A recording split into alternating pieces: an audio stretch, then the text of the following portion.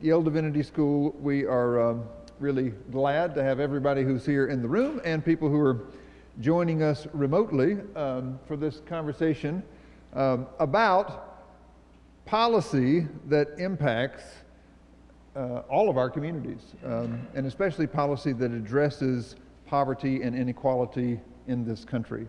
The Center for Public Theology and Public Policy, as you can probably tell from the name, is very committed here at the Divinity School to exploring the questions of how our commitments, our faith commitments to God and to one another connect with the way we engage with the world, especially the way that we collectively shape the world through policy.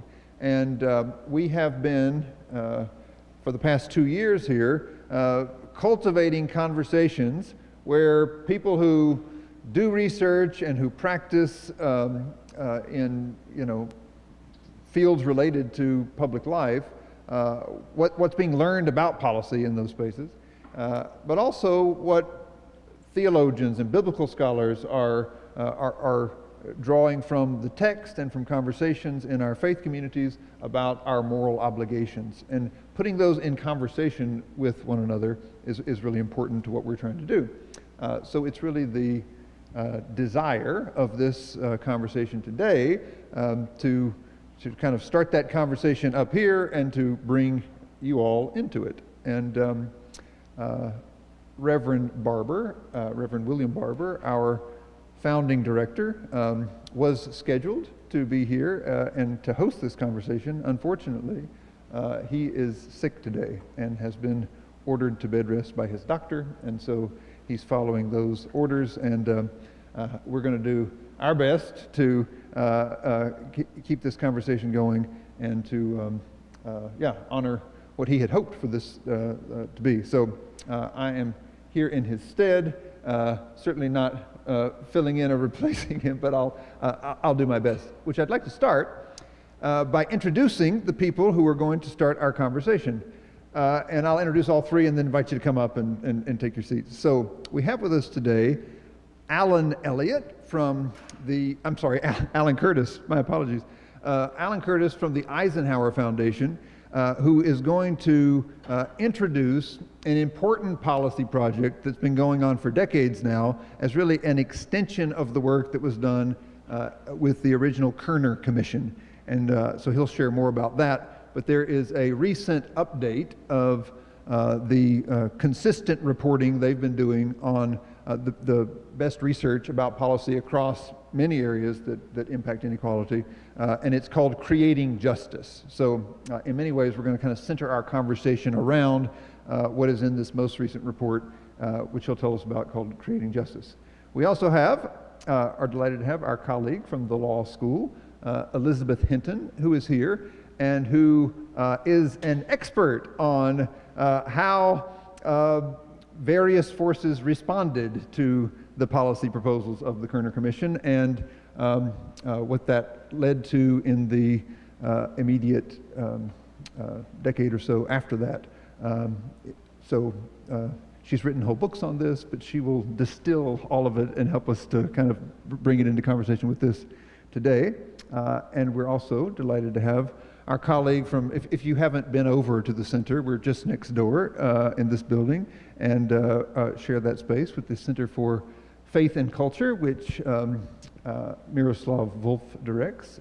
He is a theologian, but also a very engaged theologian that's interested in these questions of how our faith plays out in public life. So we'll get into, for all of you theology students, we'll get into sort of where does theology touch on these policy issues, and we'll invite him to lead us into that. So let me invite all of you up here, and I will hand the microphone over to Alan. Please greet all of our panelists warmly as they come.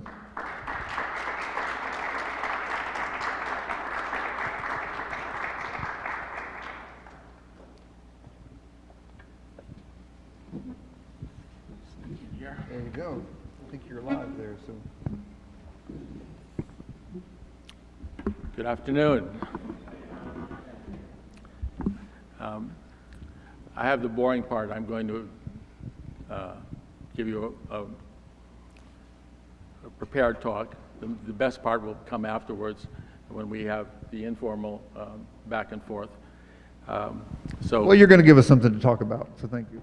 Yeah, but I apologize for giving the formal part. But I appreciate this opportunity to be with you all as we continue really to honor this week the legacy of Dr. King. A fortnight ago, I sat in a Washington National Cathedral pew at the funeral of President Jimmy Carter. Ahead of my wife and myself, all 5 of the living presidents were sitting next to the flag-draped coffin: Biden, Bush, Clinton, Obama, and Trump. It was a powerful scene. Did these men really agree on anything? Could they agree on the honor, integrity, and morality of President Carter, perhaps? I ask myself.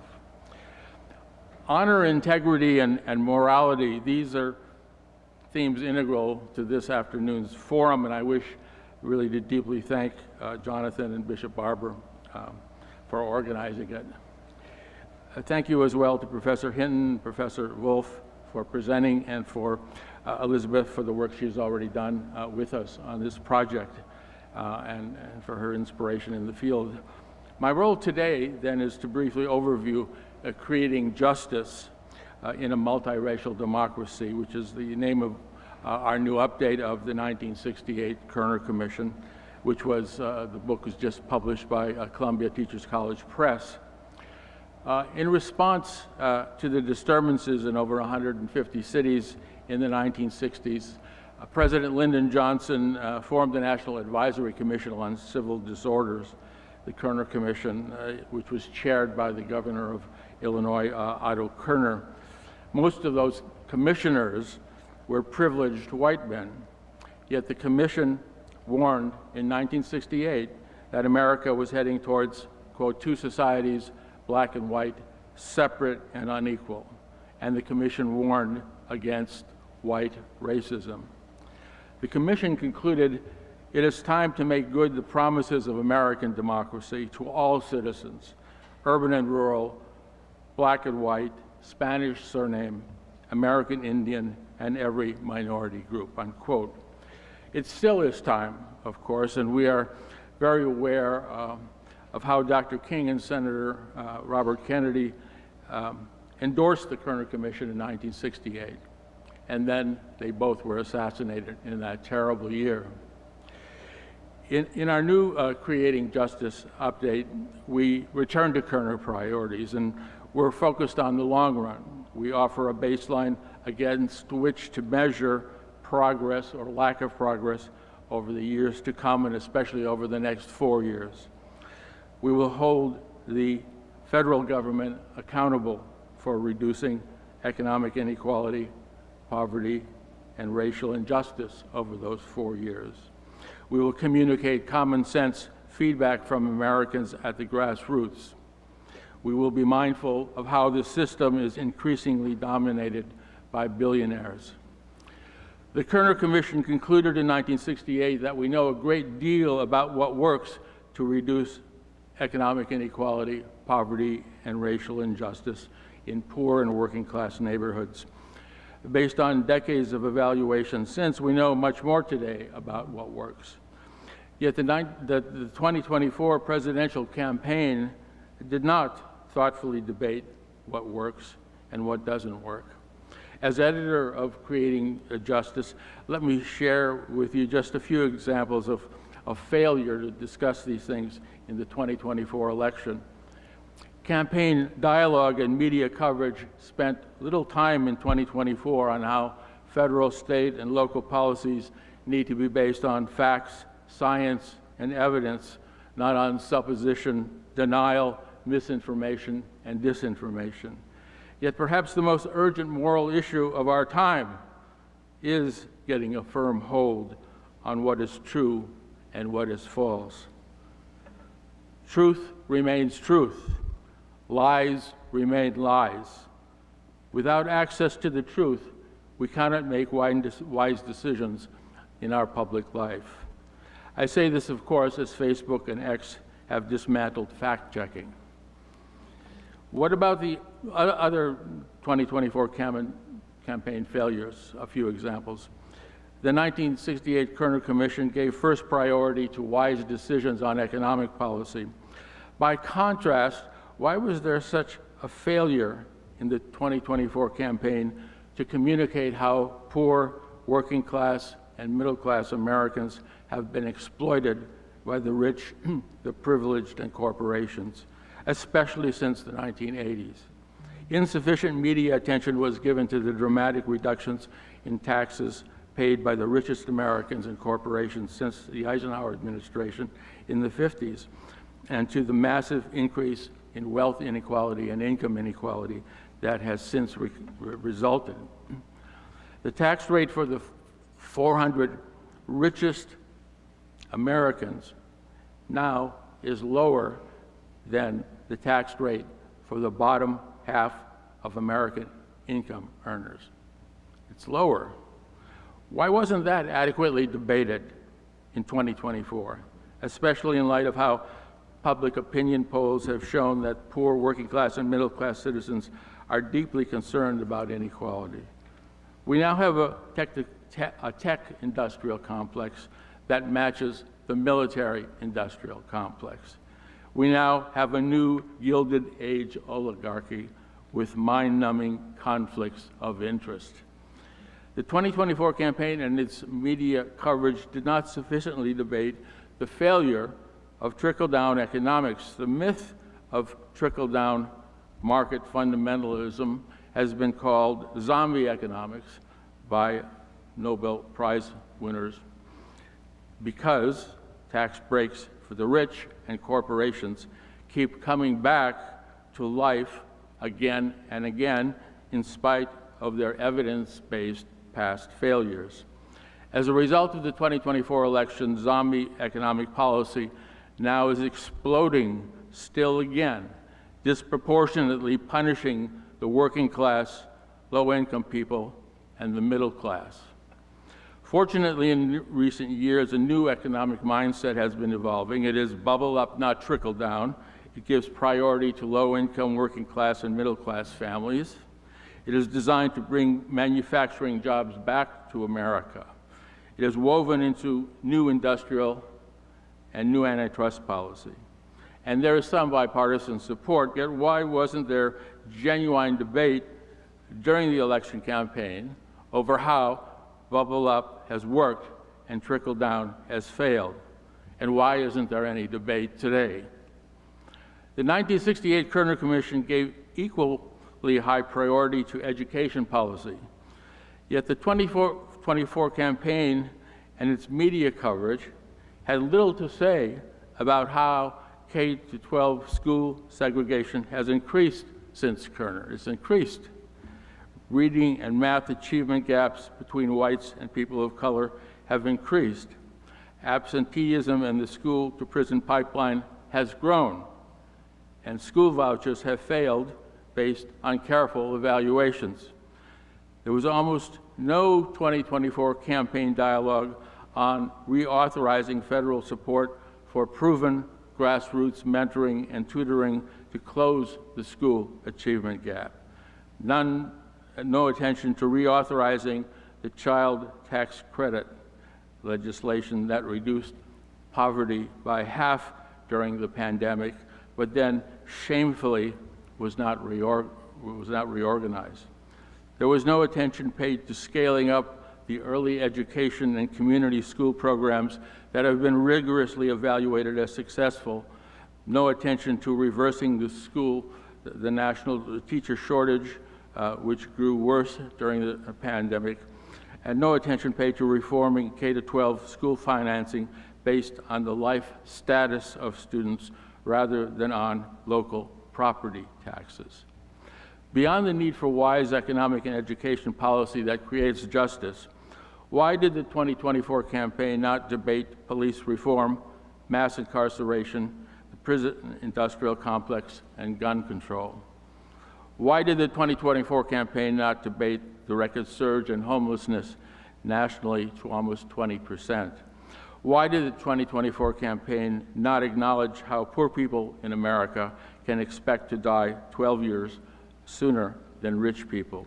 I'm simply illustrating here that from the perspective of our new update, Creating Justice, there was so little discussion in the 2024 campaign of what works and what doesn't work in economic, education, criminal justice, housing, and public health policy.